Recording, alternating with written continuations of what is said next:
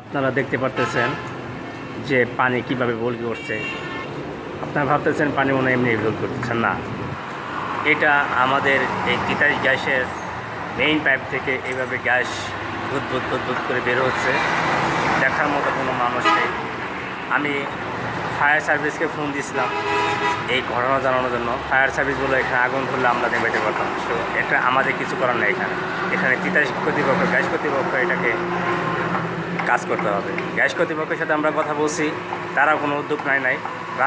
রাস্তার কাজ করতেছে মোনায়েম কোম্পানি, তাদের সাথে আমরা কথা বলেছি, তারা কোনো পদক্ষেপ নাই।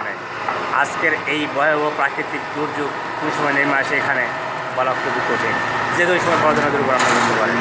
আমরা এর তীব্র প্রতিবাদ জানাই যারা প্রশাসনে আছেন, যারা এই দায়িত্ব অবহেলা করছেন, দেশের প্রাকৃতিক সম্পদগুলো নষ্ট করছেন। আমরা সবাইকে আবার জবাব জানাচ্ছি, এটাকে যেন তারা দ্রুত নির্বাণের জন্য পদক্ষেপ নেয়। গ্যাস আমাদের মূল্যবান সম্পদ, গ্যাস আমাদের দেশের সম্পদ, গ্যাস আমাদের জনগণের সম্পদ। গ্যাস দিয়ে আমরা বিদ্যুৎ উৎপাদন করি।